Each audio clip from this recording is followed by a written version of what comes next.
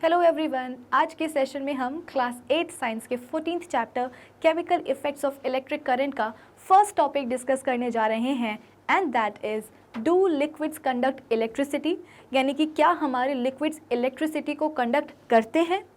Previous session में इस chapter का इंट्रोडक्शन हमने देख लिया है। हमें ये समझ में आ गया है कि इस चैप्टर के अंडर हमें कौन कौन से टॉपिक्स पढ़ने हैं, समझने हैं, डिस्कस करने हैं। तो अब फाइनली बारी आती है इस चैप्टर के फर्स्ट टॉपिक को डिस्कस करने की। कौन सा है वो फर्स्ट टॉपिक? यही तो है, do liquids conduct electricity. So I hope आज के सेशन का जो टारगेट है वो सभी बच्चों को है एकदम क्लियर। तो एक काम करते हैं ना, जल्दी से आज के सेशन को हम स्टार्ट कर लेते हैं। So this is Vibhuti Khare, welcome to Magnet Brains, जहाँ पे आपको सभी चैप्टर्स के वीडियो लेक्चर्स मिलते हैं बिल्कुल फ्री ऑफ कॉस्ट। यानी कि मैग्नेट ब्रेन्स में आपको 2 चैप्टर्स पढ़ने के बाद किसी भी तरह का पेमेंट करने की या पैकेज परचेज करने की रिक्वायरमेंट बिल्कुल भी नहीं है, क्योंकि मैग्नेट ब्रेन्स आप सब तक पहुँचा रहा है क्वालिटी एजुकेशन बिल्कुल फ्री ऑफ कॉस्ट। तो इसी अच्छी बात से हम स्टार्ट कर लेते हैं आज का हमारा ये सेशन। और इस नए सेशन में हम प्रॉपरली अपने न्यू चैप्टर को स्टार्ट करने जा रहे हैं इसके वेरी फर्स्ट टॉपिक के साथ।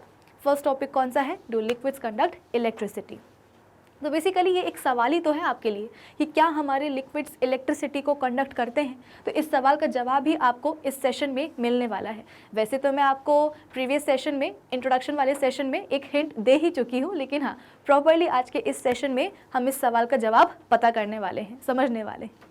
अब देखो यहाँ पे क्या लिखा गया है कि we have learned that some solid materials allow electric current to pass through them whereas others do not allow electric current to pass through them। तो भाई ये हमने पहले भी पढ़ा हुआ है कि कुछ हमारे पास सॉलिड मटेरियल्स होते हैं जो कि इलेक्ट्रिक करंट को अपने थ्रू पास होने देते हैं। वहीं हमारे पास कुछ ऐसे सॉलिड मटेरियल्स भी होते हैं जो कि इलेक्ट्रिक करंट को अपने थ्रू पास नहीं होने देते। फॉर एग्जांपल, मैं एक ऐसा सॉलिड मटेरियल हूँ जो कि इलेक्ट्रिक करंट को पास नहीं होने देना चाहता है। फॉर एग्जांपल, यहाँ से इलेक्ट्रिक करंट आ रहा है मेरे अंदर, ठीक है ना, इलेक्ट्रिक करंट मेरे अंदर भी गया, लेकिन अब मेरे अंदर ये जो इलेक्ट्रिक करंट है ना, इसको मैं अपने बॉडी के बाहर निकलने नहीं दूंगी, इसको मैं आगे जाने नहीं दूंगी। तो इलेक्ट्रिक करंट आप बोल सकते हो कि उसका जो फ्लो है वो रुक गया कि नहीं रुक गया। अच्छा खासा आ रहा था इलेक्ट्रिक करंट, यहाँ से जाना उसको वहाँ था, लेकिन बीच में मैं आ गई। मैं कौन हूँ? एक ऐसा सॉलिड मटेरियल जो कि इलेक्ट्रिक करंट को फ्लो नहीं होने देना चाहता है।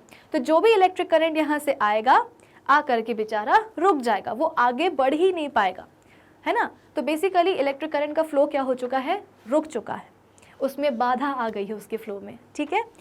और वहीं हमारे पास कुछ ऐसे सॉलिड मटेरियल्स भी होते हैं जो कि इलेक्ट्रिक करंट को बहुत ही स्मूथली पास होने देते हैं खुद से। फॉर एग्जांपल, अब मैं एक ऐसा सॉलिड मटेरियल हूँ जो कि क्या करने वाला है? इलेक्ट्रिक करंट को पास होने देता है, ठीक है।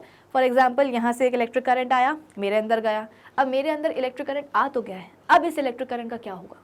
कुछ नहीं होगा, ये इलेक्ट्रिक करंट मुझसे होते हुए बाहर निकल जाएगा। तो मैंने यहाँ पे इलेक्ट्रिक करंट को रोका नहीं है फ्लो होने से।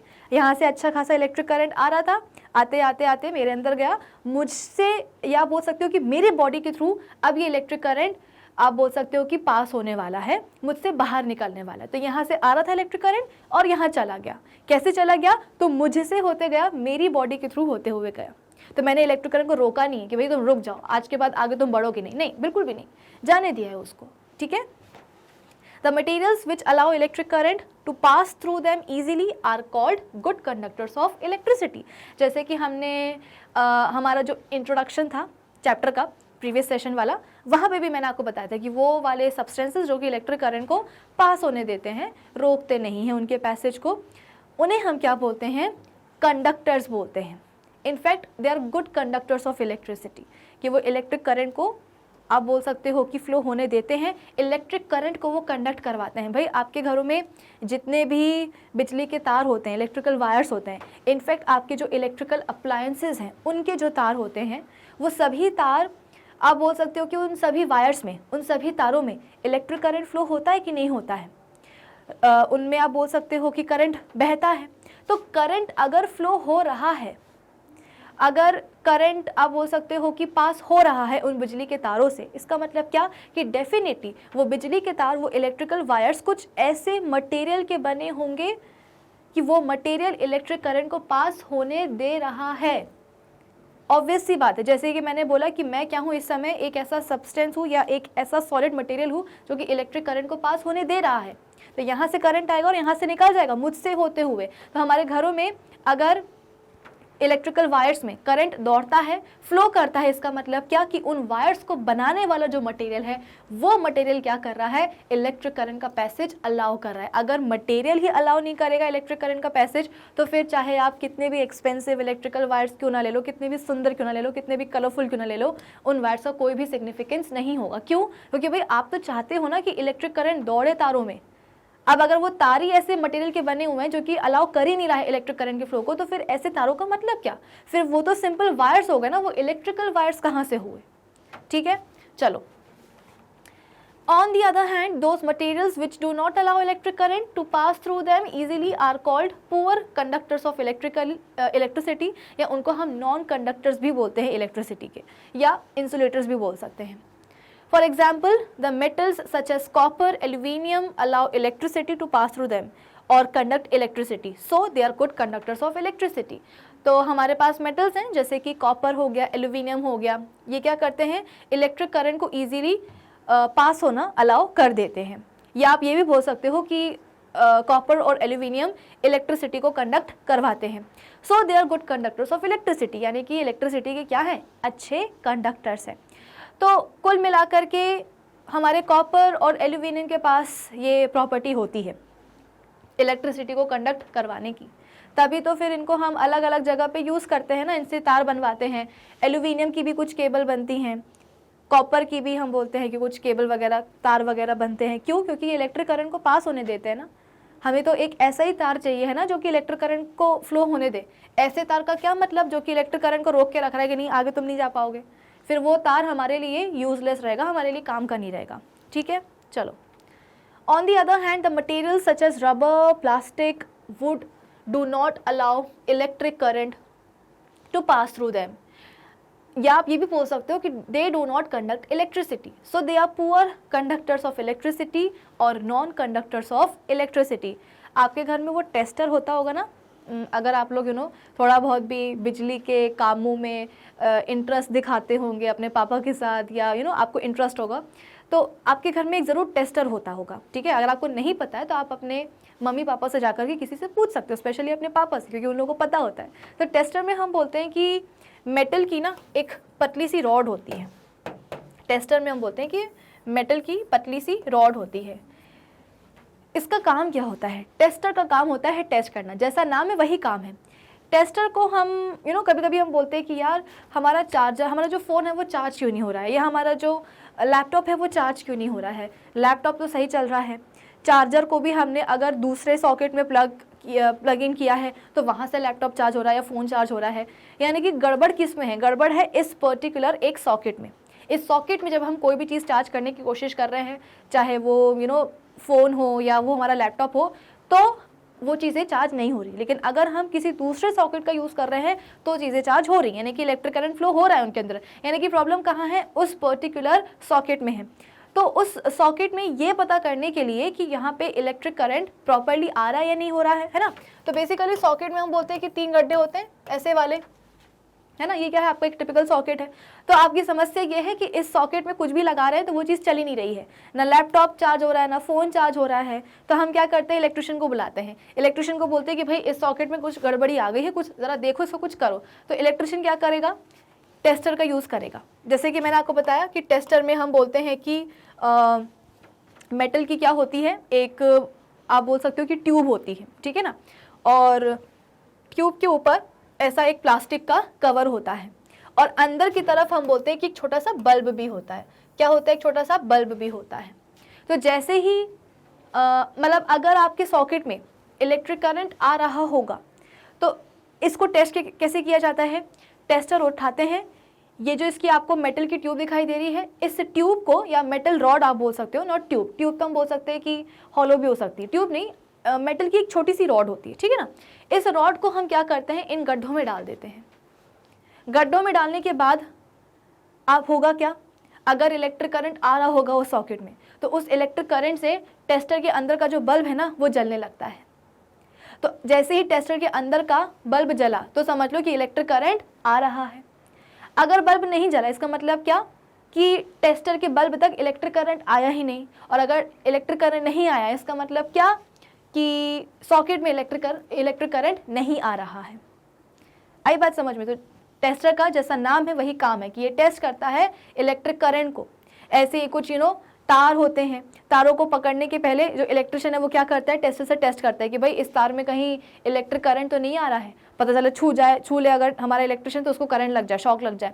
तो सीधी सी बात है, हमारा जो टेस्टर है वो क्या करता है, इलेक्ट्रिक करंट को टेस्ट करता है। ठीक है, अब सवाल मेरा ये है कि इस टेस्टर में जो मेटल की रॉड लगी होती है, उस रॉड के ऊपर ये प्लास्टिक का कवर क्यों होता है?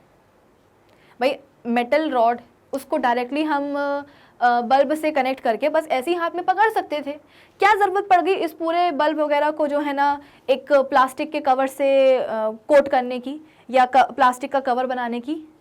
क्योंकि भाई अगर आपने यूं ही मेटल की रॉड जाकर के छू ली ना तो करंट लग जाएगा, क्योंकि हमारे मेटल्स क्या होते हैं, they are good conductors of electricity. वही उनके ऊपर जो ऐसी प्लास्टिक की कवरिंग होती है ना, मोस्टली ग्रीन या ब्राउन कलर की, तो वो कवरिंग किसकी बनी होती है, प्लास्टिक की बनी होती है। प्लास्टिक क्या होते हैं, they are poor conductors of electricity, कि अंदर कितना भी करंट क्यों ना जा रहा हो, कितने भी अच्छी तरीके से जो है ना बल्ब तक करंट क्यों ना पहुंच रहा हो, वो करंट हम तक नहीं आएगा, क्योंकि हमें टेस्टर को यूज़ करना है। तो यूज़ करने के लिए हमें टेस्टर को उसके प्लास्टिक के कैप से ही पकड़ना पड़ता है। कभी मेटल की जो रॉड है ना उसको जाकर के मत छू लेना, हमेशा प्लास्टिक की जो कवर होती है हमेशा उससे ही हम पकड़ने वाले हैं किसको, अपने टेस्टर को। आई बात समझ में? चलो, तो good conductors of electricity metals, poor conductors of electricity rubber, plastic, would, ये सब चीज़ें हो गई। अब इसके बाद में हम बात करेंगे किसकी, इलेक्ट्रिकल कंडक्टिविटी ऑफ लिक्विड्स की। तो ये सब तो हमारे अभी क्या चल रहे हैं, सॉलिड्स ही चल रहे हैं ना। अब हम बात करेंगे लिक्विड्स की। Just as some of the solids conduct electricity, in the same way some of the liquids also conduct electricity। जैसे कि कुछ solids इलेक्ट्रिसिटी को कंडक्ट करवाते हैं, वैसे ही कुछ liquids भी होते हैं जो कि इलेक्ट्रिसिटी को कंडक्ट करवाते हैं। The liquids that conduct electricity are solutions of acids, bases and salts in water।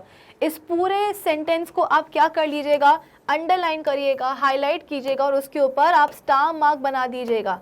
मैं तो कहती हूँ 2 बना दो स्टार्स। क्यों? क्योंकि ये स्टेटमेंट बहुत इंपॉर्टेंट है। हम लगातार अपने प्रीवियस सेशन से ये बोलते जा रहे हैं कि क्या लिक्विड्स इलेक्ट्रिसिटी को कंडक्ट करते हैं, तो हाँ बिल्कुल करते हैं। लेकिन वो लिक्विड्स हैं कौन?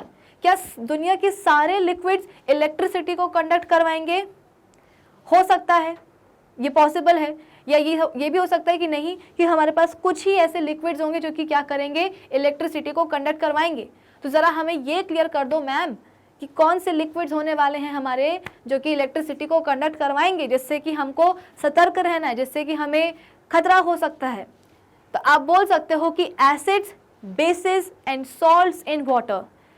3 ग्लास पानी लो, 1 ग्लास में डाल दो एसिड, दूसरे ग्लास में डाल दो क्या, बेस, और तीसरे ग्लास में डाल दो क्या, नमक। तो पहला जो आपके पास ग्लास होगा उसमें एसिड प्लस वाटर होगा, दूसरे ग्लास में आपके पास बेस प्लस वाटर होगा, तीसरे ग्लास में आपके पास होने वाला है सॉल्ट प्लस वाटर। यानी कि अब आपके पास एसिड सोल्यूशन, बेसिक सोल्यूशन और सॉल्ट सोल्यूशन आ चुका है, और ये तीनों ही सोल्यूशंस क्या कर सकते हैं, इलेक्ट्रिसिटी को कंडक्ट करवा सकते हैं। करवा सकते हैं क्या? बिल्कुल करवाते ही हैं। तो अब आप बोल सकते हो कि रहस्य से पर्दा उठ चुका है, कि अब आपको पता चल गया कि कौन से वो ऐसे लिक्विड्स हैं जो कि इलेक्ट्रिसिटी को कंडक्ट करवाते हैं।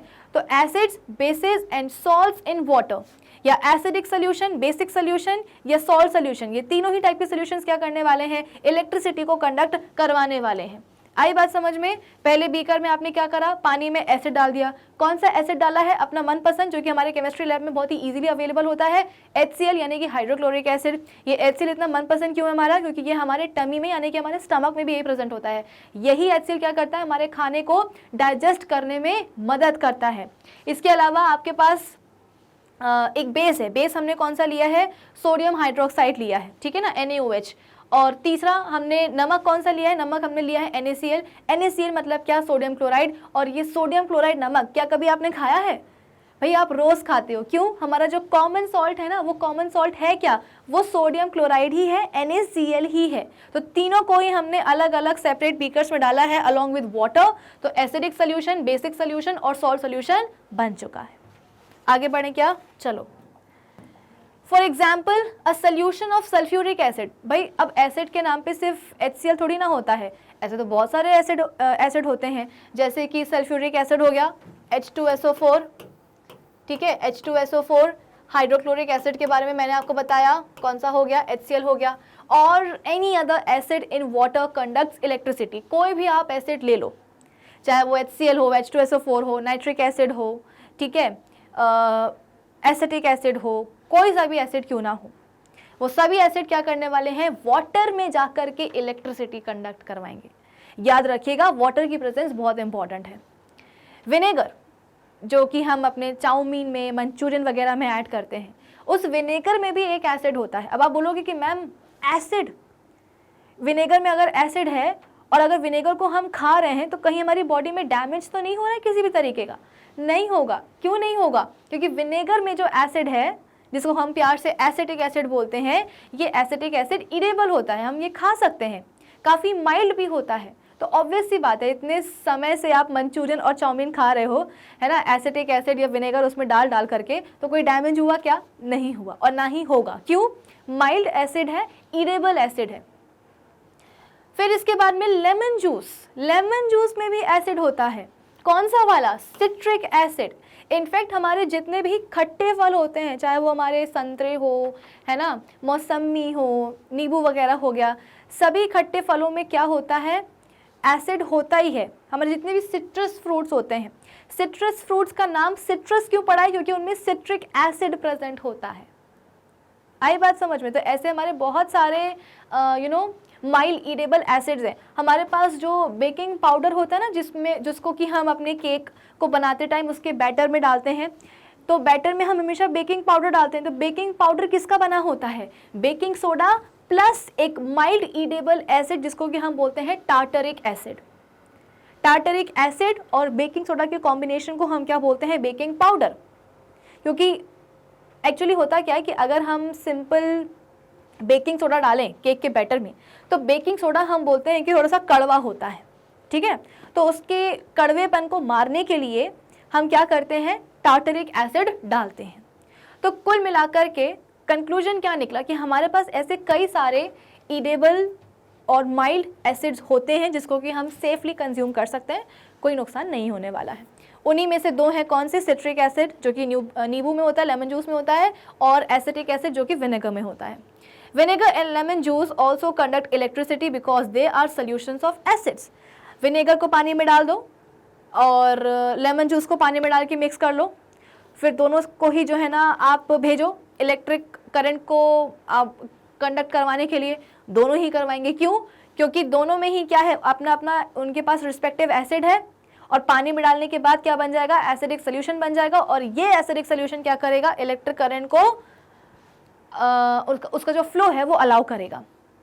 Similarly a solution of sodium hydroxide, potassium hydroxide और any other soluble base in water conducts electricity. ये कहानी केवल एसिड की नहीं है, बेस की भी है।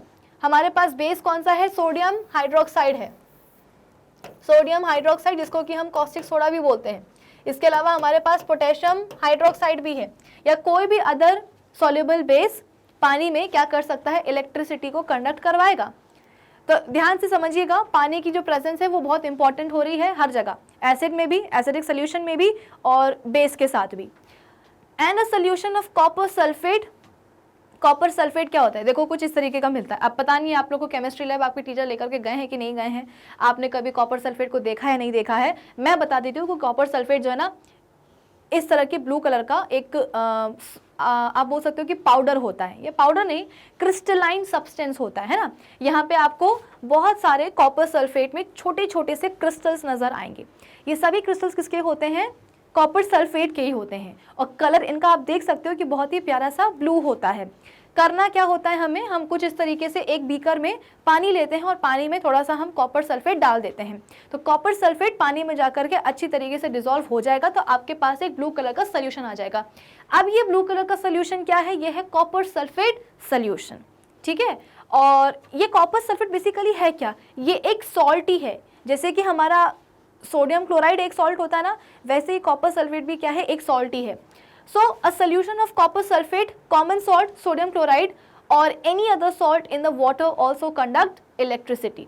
तो चाहे वो NaCl हो, चाहे वो कॉपर सल्फेट का सोल्यूशन हो पानी में, ये सभी क्या करने वाले हैं, इलेक्ट्रिसिटी को कंडक्ट करवाने वाले हैं। तो आप देख सकते हो कि चाहे चाहे आप नमक ले लो, चाहे एसिड ले लो, फिर चाहे आप कोई भी सॉल्युबल बेस ले लो, सभी में, इन तीनों में ही पानी की प्रेजेंस बहुत ही इंपॉर्टेंट है।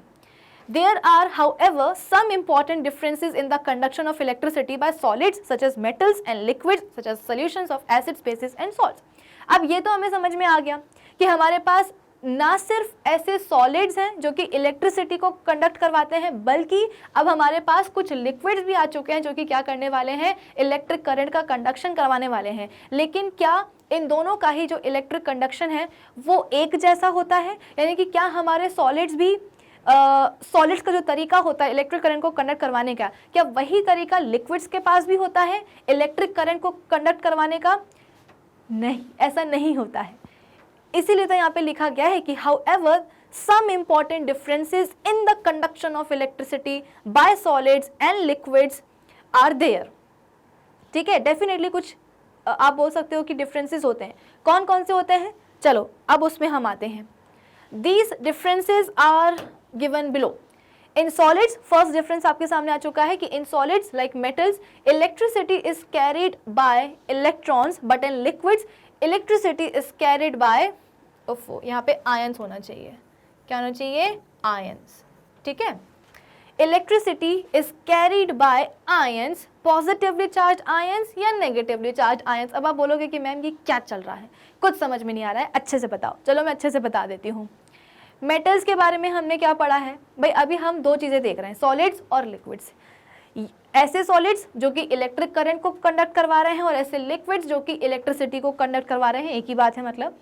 तो सॉलिड्स में हमारे पास कौन से सॉलिड्स आएंगे, तो मेटल्स। भाई ऐसे तो हमारे नॉन मेटल्स भी क्या होते हैं, कुछ सॉलिड होते हैं, लेकिन क्या वो solid non metals electric current को कंडक्ट करवाते हैं? बिल्कुल भी नहीं। हमें तो अभी उन सॉलिड मटेरियल्स की बात करनी है जो कि क्या करने वाले हैं, इलेक्ट्रिक करंट को फ्लो करवाने वाले हैं। हमें यहाँ पे कंडक्टर्स की बात करनी है।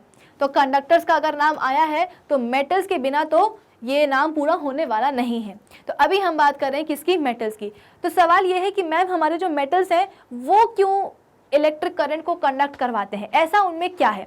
तो बेसिकली जैसे कि मैंने आपको बताया कि हर एक चीज़, मैंने आपको प्रीवियस सेशन में भी ये चीज़ समझाई थी कि हर एक चीज़ के पास क्या होते हैं, एटम्स होते हैं। अगर मैं इस प्लास्टिक के पेन की बात करूँ तो इस प्लास्टिक के पेन में भी क्या होंगे, बहुत सारे एटम्स होंगे। अगर मैं बात करूँ किसकी, इस चांदी के ब्रेसलेट की, तो इस ब्रेसलेट में भी क्या है, बहुत सारे एटम्स हैं। तो अगर मैं बोल रही हूँ कि ये किसका है, चांदी का है, इसका मतलब क्या, ये है सिल्वर ब्रेसलेट। सिल्वर क्या होता है, एक मेटल होता है।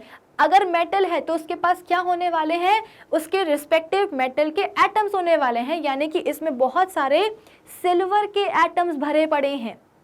अब सिल्वर के एटम्स की अगर बात की जाए तो एटम के अंदर क्या होता है, ये बात केवल सिल्वर के एटम की नहीं है।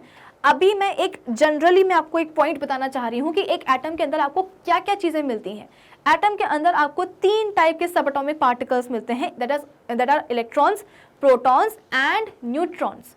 Electrons, protons and neutrons. Repeat after me. Atom के अंदर कौन कौन से 3 टाइप के सब एटॉमिक पार्टिकल्स आपको मिलेंगे, इलेक्ट्रॉन्स, प्रोटॉन्स एंड न्यूट्रॉन्स। खास बात क्या होती है, खास बात ये होती है कि इलेक्ट्रॉन्स के ऊपर होता है नेगेटिव चार्ज, ठीक है।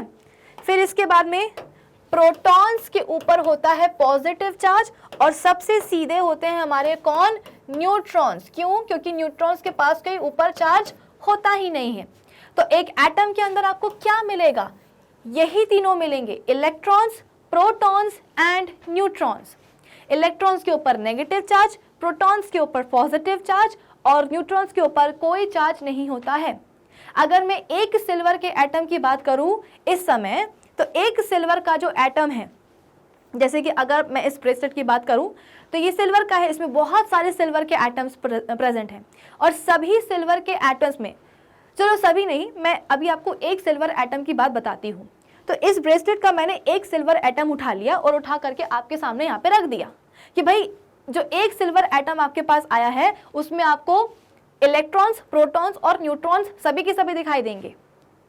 अब अगर मैं बोल रही हूँ कि भाई इलेक्ट्रॉन्स के ऊपर नेगेटिव चार्ज है और प्रोटॉन्स के ऊपर पॉजिटिव चार्ज है, न्यूट्रॉन्स हम बोलते हैं कि कुछ नहीं है उनके ऊपर, तो जो भी आपके पास सिल्वर का एटम आया है इससे, तो डेफिनेटली इस सिल्वर के एटम के ऊपर क्या होने वाला है, कोई ना कोई चार्ज होने वाला है, या तो नेगेटिव चार्ज होगा या पॉजिटिव चार्ज होगा। अब आप बोलोगे कि मैम ऐसा क्यों? भाई सीधी सी बात है, एक एटम के अंदर इलेक्ट्रॉन्स हैं जो कि नेगेटिव चार्ज लिए हुए हैं, प्रोटॉन्स हैं जो कि अपने ऊपर पॉजिटिव चार्ज लिए हुए हैं, तो एटम के ऊपर भी तो कोई ना कोई चार्ज आएगा ना, या इधर पॉजिटिव और नेगेटिव, जबकि ऐसा होता नहीं है। क्यों? अधिकतर हमारे जो एटम्स होते हैं ना वो कैसे होते हैं, अपने न्यूट्रल स्टेट में होते हैं। क्यों होते हैं न्यूट्रल स्टेट में? क्योंकि एटम में इलेक्ट्रॉन्स एंड प्रोटॉन्स का नंबर कैसा होता है, बराबर बराबर होता है। यानी कि अगर एक सिल्वर के एटम में 6 इलेक्ट्रॉन्स हैं तो नंबर ऑफ प्रोटॉन्स भी कितने होंगे, 6 ही होंगे। इसका मतलब क्या कि 6 इलेक्ट्रॉन्स का जो भी नेगेटिव चार्ज होगा वो 6 प्रोटॉन्स के पॉजिटिव चार्ज से क्या हो जाएगा, कैंसिल आउट हो जाएगा, बैलेंस आउट हो जाएगा। तो जिसके कारण हमारा जो एटम होगा वो कैसा रहेगा, इलेक्ट्रिकली न्यूट्रल रहेगा, वो न्यूट्रल रहेगा, उसके ऊपर कोई भी चार्ज नहीं होगा। आई बात समझ में? तो कुल मिलाकर के देखा जाए तो एक एटम के अंदर 3 टाइप के सब atomic particles, electrons, protons and neutrons. Electrons के ऊपर नेगेटिव चार्ज, प्रोटॉन्स के ऊपर पॉजिटिव चार्ज, न्यूट्रॉन्स हमारे कैसे होते हैं, न्यूट्रल होते हैं, उनके ऊपर ऐसा कोई भी चार्ज नहीं होता है। एक एटम इनिशियली कैसा होता है, न्यूट्रली होता है। क्यों? क्योंकि उसमें number of electrons and number of protons कैसे होते हैं, बराबर बराबर होते हैं। अब जब हमने इतना सीख ही लिया है तो मैं आपको एक और चीज यहाँ पे बताना चाहती हूँ कि इलेक्ट्रॉन्स, प्रोटॉन्स और न्यूट्रॉन्स, ये तो आपको समझ में आ गया कि एटम के अंदर होते हैं, कहाँ प्रेजेंट होते हैं, लेकिन एग्जैक्टली कहाँ होते हैं ये तो मैंने आपको बताया नहीं। चलो बता देती हूँ। आपका अगर ये एक एटम है तो एक एटम के अंदर आपको उसका एक न्यूक्लियस भी दिखाई देगा। जैसे सेल, हमारे बॉडी में जो सेल होते हैं, सेल के पास उसका न्यूक्लियस होता है ना, वैसे ही एटम के पास भी क्या होगा, उसका एक न्यूक्लियस होगा। और इस न्यूक्लियस में आप बोल सकते हो कि न्यूट्रॉन्स होते हैं, न्यूक्लियस में हम बोलते हैं कि न्यूट्रॉन्स होते हैं एंड प्रोटॉन्स होते हैं। अब आप बोलोगे फिर मैम इलेक्ट्रॉन्स कहाँ जाएंगे? अरे कोई दिक्कत की बात नहीं है।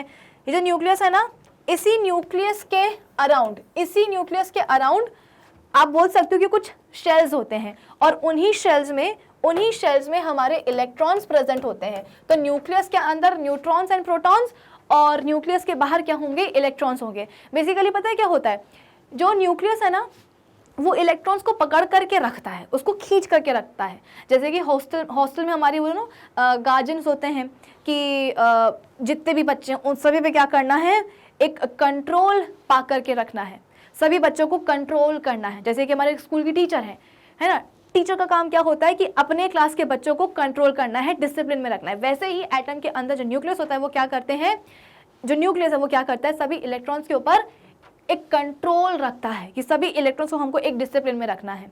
लेकिन होता क्या है, हमारे क्लास में जो सबसे पीछे बैठने वाले जो बच्चे होते हैं, लास्ट बेंच पर, जिसको कि आजकल हम लोग बैक बेंचर्स बोलते हैं, तो वो बैक बेंचर्स जो है ना, पीछे की सीट पर बैठ करके खूब शैतानी करते हैं। क्यों? क्योंकि सबसे आखिरी वाली सीट पर टीचर का कंट्रोल उतना रह नहीं पाता है। भाई जो फर्स्ट बेंच पे जो बच्चे बैठते हैं वो तो बिल्कुल टीचर की नज़रों के सामने रहते हैं, है ना, तो कुल मिलाकर के वो बच्चे शैतानी नहीं कर पाते। लेकिन सबसे पीछे जो बच्चे बैठे रहते हैं वो बहुत ही नॉटी होते हैं। वो टीचर की प्रेजेंस है क्लास में, उसके बाद भी कुछ ना कुछ शैतानी कर ही लेते हैं। यहाँ पे भी ऐसे ही होता है कि वैसे तो न्यूक्लियस सभी इलेक्ट्रॉन्स को पकड़ करके रखता है, लेकिन सबसे दूर, न्यूक्लियस से सबसे दूर जो इलेक्ट्रॉन होता है ना, वो बहुत नॉटी होता है, उस पर न्यूक्लियस का उतना कंट्रोल हो नहीं पाता।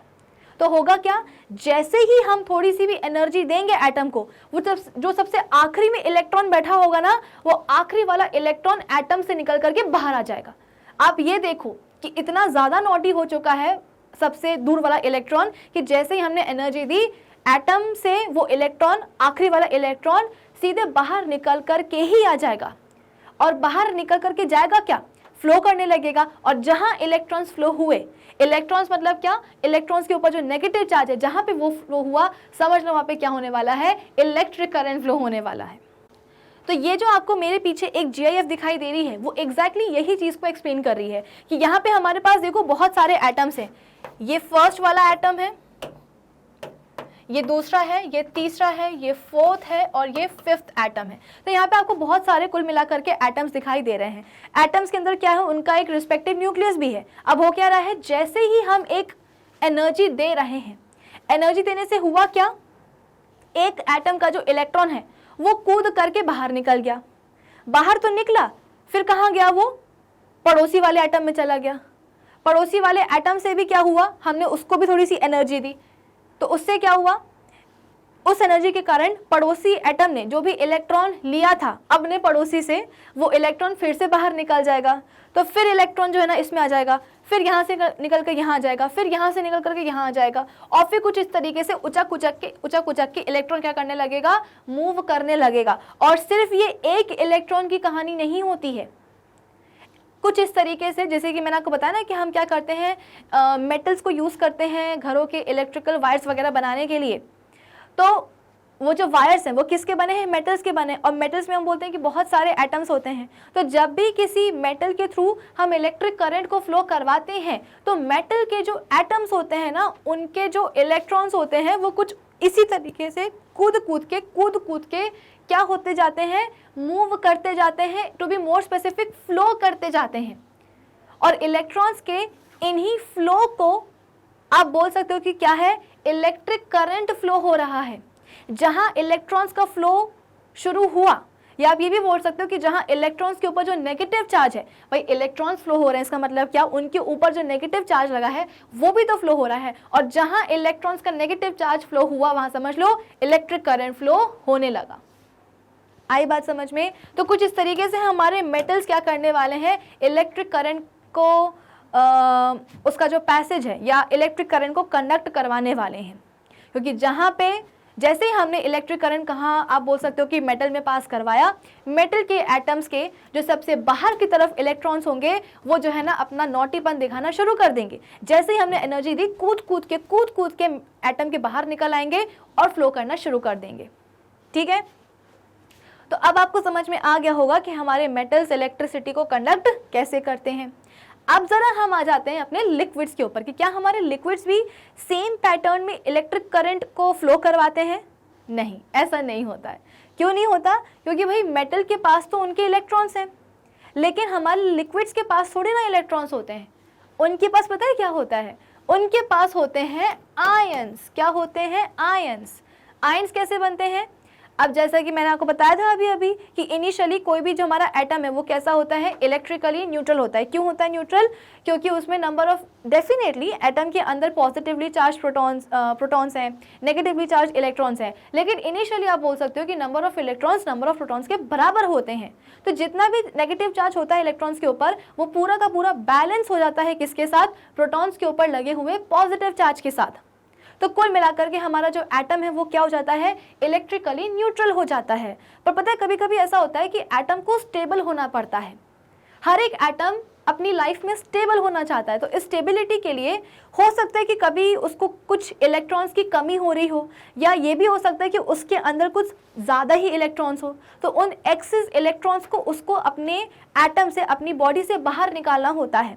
तो कुल मिलाकर के, जैसे कि मैंने आपको एग्जाम्पल दिया था कि एग्जाम्पल के लिए हम मानते हैं कि सिल्वर के एक एटम के पास 6 इलेक्ट्रॉन्स हैं, तो नंबर ऑफ प्रोटॉन्स भी कितने हो जाएंगे? 6 हो जाएंगे। अब क्या हुआ कि इलेक्ट्रॉन्स भी 6 थे, प्रोटॉन्स भी 6 थे, ठीक है, लेकिन 6 इलेक्ट्रॉन्स के कारण जो सिल्वर का एटम है वो स्टेबल नहीं था, उसको एक इलेक्ट्रॉन की कमी आ रही थी। अगर उसको एक इलेक्ट्रॉन और मिल जाता, यानी कि अगर सिल्वर के एक एटम के अंदर टोटल 7 इलेक्ट्रॉन्स होते तो हमारा सिल्वर का एटम स्टेबल हो जाता। तो पता है क्या होगा, स्टेबल तो होना है एटम को, तो वो क्या करेगा, कहीं और से, बाहर से एक इलेक्ट्रॉन को ले लेगा। और जहां वो एक इलेक्ट्रॉन ले लेगा, इसका मतलब क्या, अब उसके ऊपर हो गए हैं, अब एटम के अंदर हो गए हैं टोटल 7 इलेक्ट्रॉन्स। कितने हो गए इलेक्ट्रॉन्स? 7 इलेक्ट्रॉन्स हो गए। लेकिन प्रोटॉन्स तो अभी भी कितने हैं? 6 ही है ना। इसका मतलब क्या कि इलेक्ट्रॉन्स का नंबर बढ़ गया है, प्रोटॉन्स का नंबर कहने को तो चेंज नहीं हुआ है, लेकिन इलेक्ट्रॉन्स के कंपैरिजन में प्रोटॉन्स का नंबर कम हो गया है। बढ़ा कौन है? इलेक्ट्रॉन्स का नंबर है। इसका मतलब क्या, पहले तो इनिशियली 6 इलेक्ट्रॉन्स के नेगेटिव चार्ज को बैलेंस करने के लिए कौन था? 6 प्रोटॉन्स थे, उनका पॉजिटिव चार्ज था 6 प्रोटॉन्स का। लेकिन अब क्या हुआ, अब नंबर ऑफ इलेक्ट्रॉन्स हो गए 7, इसका मतलब अब 7 इलेक्ट्रॉन्स के नेगेटिव चार्ज को बैलेंस करने के लिए उतने सफिशिएंट नंबर ऑफ प्रोटॉन्स के पॉजिटिव चार्ज है ही नहीं। इसका मतलब क्या कि अब एटम के ऊपर आने वाला है क्या, एक नेगेटिव चार्ज। तो हमारा एटम क्या हो जाएगा, नेगेटिवली चार्ज हो जाएगा, उसके ऊपर एक प्यारा सा नेगेटिव चार्ज आ जाएगा। और जहां एटम के ऊपर नेगेटिव चार्ज आया, इसका मतलब क्या, अब हमारा एटम एटम नहीं कहलाया जाएगा, अब हमारा एटम कहलाया जाएगा क्या, एक आयन। और कैसा आयन, एक नेगेटिव आयन। आई बात समझ में? तो मैम क्या एटम एक पॉजिटिव आयन भी बन सकता है? हाँ बिल्कुल बन सकता है। कैसे बन सकता है? अभी तो हमारे एक एटम ने एक इलेक्ट्रॉन को, एक्स्ट्रा इलेक्ट्रॉन को लिया था। अब ये भी तो पॉसिबल है ना कि एक एटम अपनी स्टेबिलिटी के लिए अपने आप से 1 या 2 इलेक्ट्रॉन दे दे। तो सपोज हमारे पास क्या है, अब सोडियम का एक एटम है। किसका एटम है? सोडियम का एक एटम है। उसके पास पता है नंबर ऑफ इलेक्ट्रॉन्स कितने, इनिशियली 11 हैं। तो नंबर ऑफ प्रोटॉन्स भी कितने हो जाएंगे, 11 ही हो जाएंगे। तो इनिशियली हमारा जो सोडियम का एटम है वो कैसा है, न्यूट्रल है।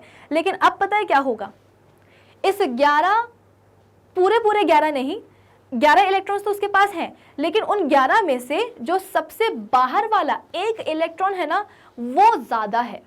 यहाँ पे इस एटम में एक इलेक्ट्रॉन की डेफिशिएंसी थी, जिसके कारण स्टेबिलिटी नहीं मिल पा रही थी एटम को। और सोडियम एटम में क्या है, एक इलेक्ट्रॉन जरूरत से ज्यादा है।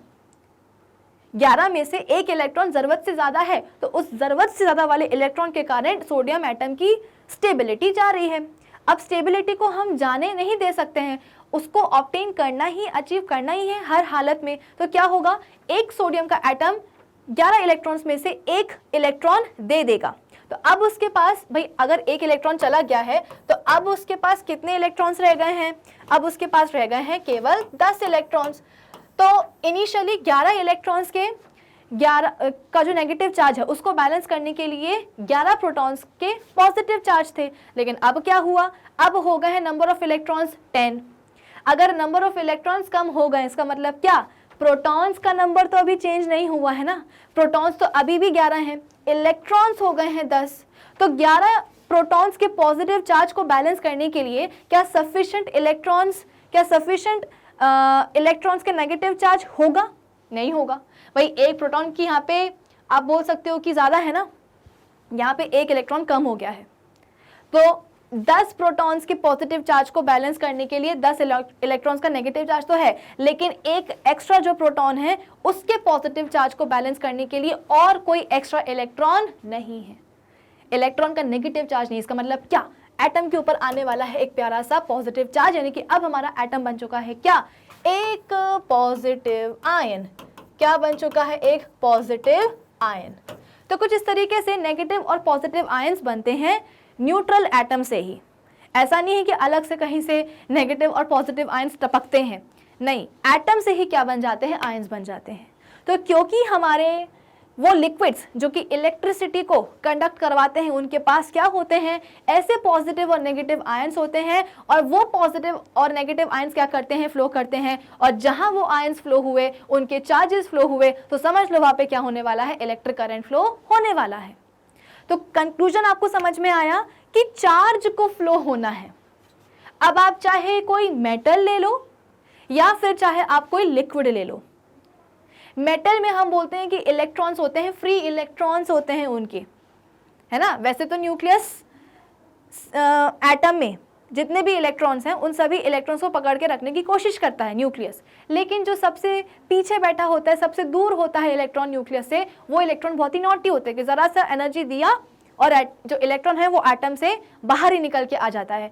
तो बाहर कहाँ जाएगा, बेसिकली फ्लो होगा, और फ्लो होगा इसका मतलब क्या, इलेक्ट्रॉन का जो नेगेटिव चार्ज है वो फ्लो होगा, और जहाँ नेगेटिव चार्ज फ्लो होगा इसका मतलब क्या, करंट फ्लो होने लगा। सिमिलरली हमारे पास जो एसिड्स का सोल्यूशन, लिक्विड बेसिस का सोल्यूशन है ना, सॉल्ट सोल्यूशन, ये तीनों ही आपके पास जो सोल्यूशंस आए हैं, ये तीनों ही सोल्यूशंस इलेक्ट्रिसिटी को कंडक्ट कैसे करवा पा रहे हैं, क्योंकि इनके पास क्या है, इनके रिस्पेक्टिव आयंस हैं, और जहां आयंस फ्लो करना शुरू करते हैं उनके चार्जेस फ्लो करते हैं, मतलब समझ लो वहां पे इलेक्ट्रिक करंट फ्लो होने लगता है। तो मेटल्स के पास होते हैं इलेक्ट्रॉन्स, और हमारे जो लिक्विड्स हैं उनके पास क्या होते हैं, आयंस होते हैं। आई बात समझ में? चलो आगे बढ़ जाएं क्या। For example in a solid like copper metal electricity is carried by electrons, but in liquid like copper sulfate solution, अभी समझाया था ना मैंने कि कॉपर सल्फेट क्या होता है, कॉपर सल्फेट हम बोलते हैं कि एक सॉल्ट होता है। कैसे लिखते हैं इसको, कॉपर सल्फेट। आई बात समझ में? तो कॉपर सल्फेट सोल्यूशन का मतलब क्या होता है, कॉपर सल्फेट पाउडर को हमने पानी में डाल दिया है और क्या बन चुका है, कॉपर सल्फेट सोल्यूशन बन चुका है। तो जब इसमें हम आप बोल सकते हो कि इलेक्ट्रिक करंट पास करवाएंगे, तो इलेक्ट्रिक करंट के पास करवाने से होने क्या वाला है, जैसे इलेक्ट्रिक करंट जाएगा ना, कॉपर सल्फेट सोल्यूशन का होने वाला है इलेक्ट्रोलाइसिस। इलेक्ट्रोलाइसिस मैंने आपको समझाया था, लाइसिस मतलब ब्रेक डाउन, इलेक्ट्रो मतलब इलेक्ट्रिक करंट। तो जब इलेक्ट्रिक करंट के कारण कोई चीज टूटती है, किसी चीज का ब्रेक डाउन होता है, तो उसे हम बोलते हैं क्या, इलेक्ट्रोलाइसिस। तो यहाँ पे क्या होने वाला है, कॉपर सल्फेट का इलेक्ट्रोलिसिस होने वाला है। कैसे होने वाला है, ये आपके पास कॉपर सल्फेट सोल्यूशन है कुछ इस तरीके से, आप यहाँ पे जैसे ही क्या करोगे, इलेक्ट्रिक करंट को पास कराओगे, तो इस सोल्यूशन में जो कॉपर सल्फेट होगा ना वो टूट जाएगा। अरे किस में टूटेगा, तो आयंस में टूट जाएगा। तो यहाँ पे हम बोलते हैं कि क्या बन जाएंगे, कॉपर आयंस बन जाएंगे और सल्फेट आयंस बन जाएंगे। आई बात समझ में? तो हमारे पास कॉपर सल्फेट सॉल्ट था, इसको हमने तोड़ा कैसे, इलेक्ट्रिक करंट को पास करवा करके। तोड़ तो दिया लेकिन टूटा किस में, तो अपने रिस्पेक्टिव आयंस में, कॉपर सल्फेट में, कॉपर आयंस में और सल्फेट आयंस में। सिमिलरली यहाँ पे तो आपने कॉपर सल्फेट लिया है ना, जरूरी नहीं है कि आप हमेशा कॉपर सल्फेट ही लोगे, आप वो ले लो ना, NaCl ले लो, कॉमन सॉल्ट ले लो। तो कॉमन सॉल्ट क्या होता है, NaCl। तो जब आप इसमें इलेक्ट्रिक करंट पास करवाओगे तो ये टूटेगा, किस में टूटेगा, अपने आयंस में। आयंस कौन से हैं इसके, सोडियम आयंस हैं और क्लोराइड आयंस हैं। तो भाई जहां भी किसी एटम के ऊपर पॉजिटिव या नेगेटिव चार्ज आता है तो वो क्या बन जाता है, एक पॉजिटिव या नेगेटिव आयन बन जाता है। तो देखो ना यहाँ पे सोडियम आयन, अभी मैंने आपको बताया था कि सोडियम आयन कैसे बनता है, और वैसे ही हम बोलते हैं कि क्लोराइड आयन का, नेगेटिव आयन का फॉर्मेशन हो जाएगा।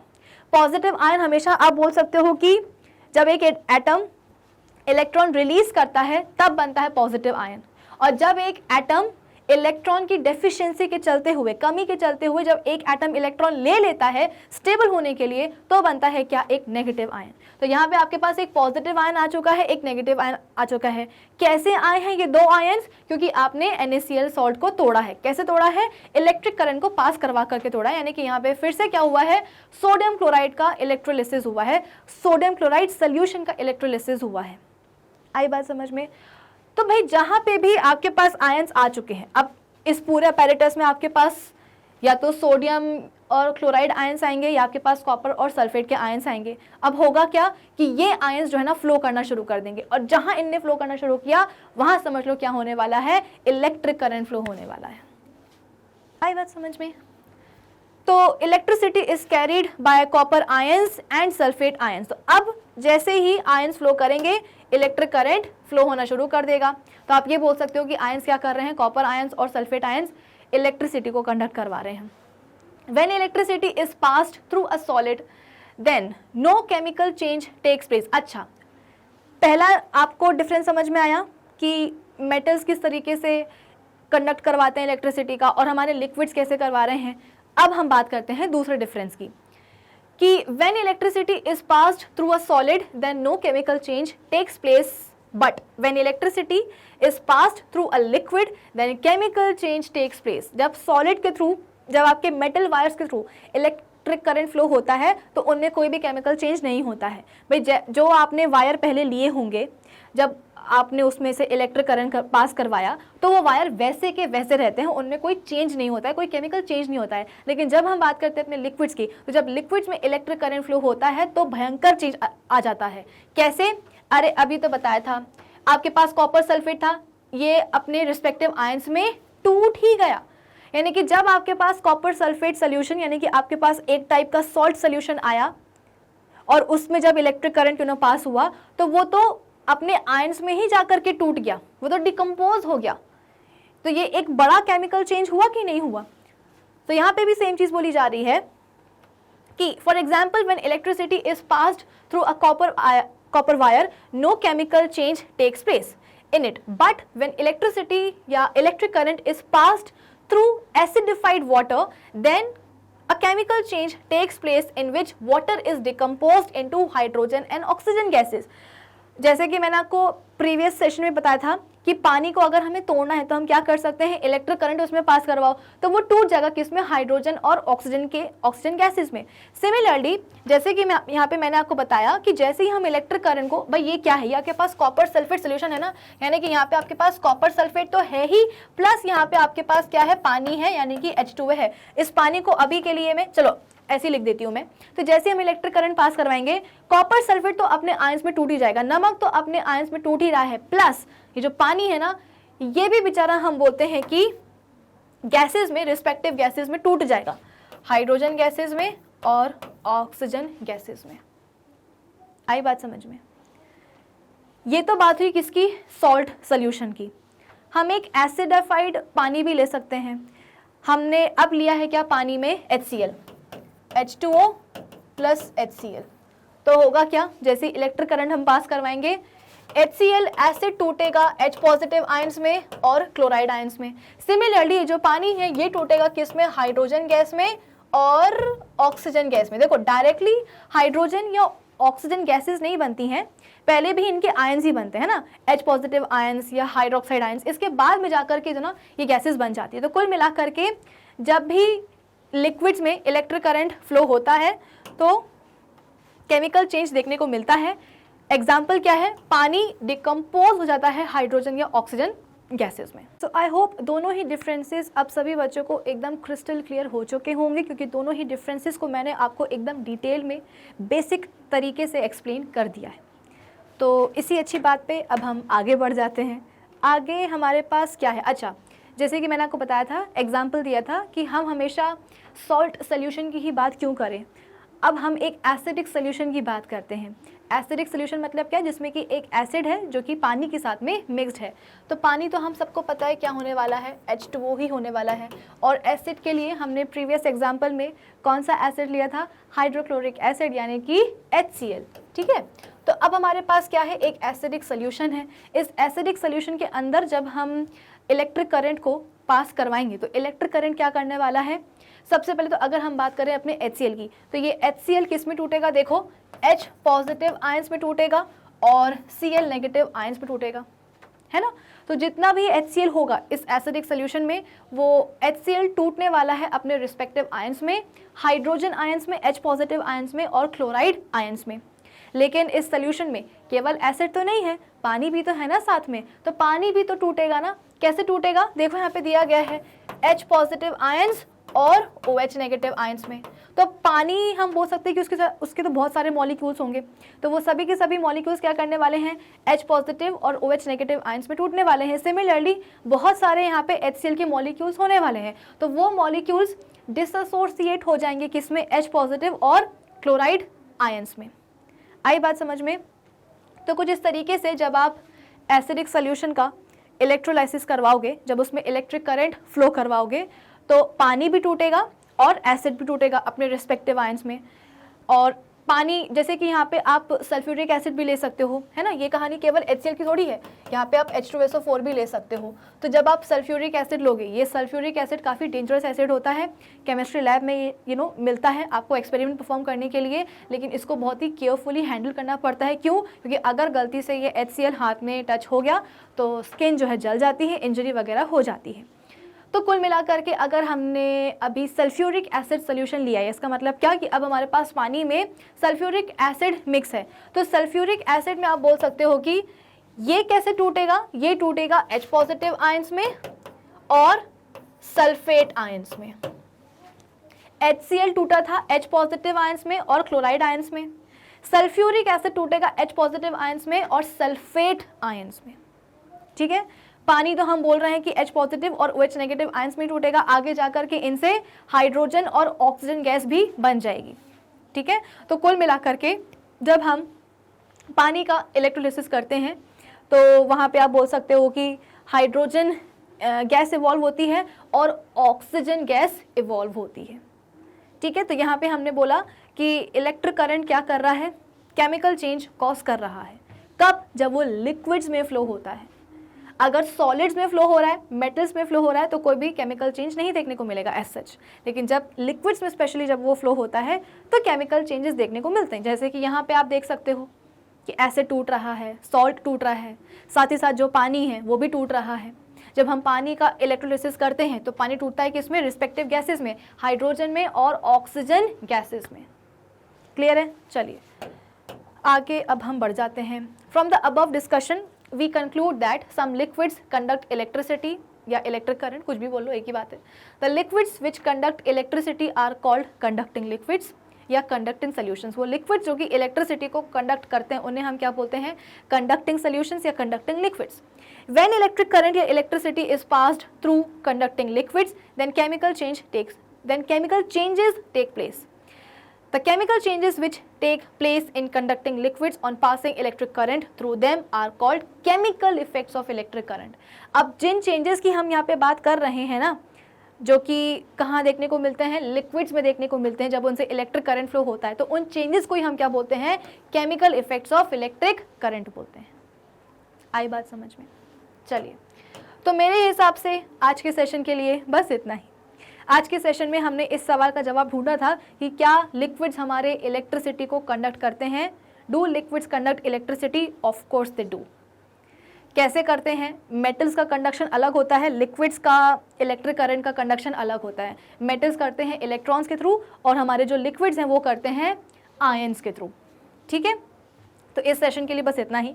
अब हम मिलेंगे अपने नेक्स्ट सेशन में, और नेक्स्ट सेशन में हम इस चैप्टर का जो सेकंड टॉपिक होगा, आई गेस इंपॉर्टेंट टर्म्स वाला है, उस टॉपिक को हम करेंगे डिस्कस डिटेल में। तो अब आप क्या करोगे? आप जाओगे गूगल के ऊपर, वहाँ पे टाइप करोगे magnetbrains.com। जैसे ही टाइप करके सर्च करोगे आपके सामने हमारी ऑफिशियल वेबसाइट आ जाएगी। जब आप हमारी ऑफिशियल वेबसाइट विजिट करोगे तो आपके सामने आएगा ये वाला पेज जहाँ लिखा रहेगा India's number 1 100% free online education platform.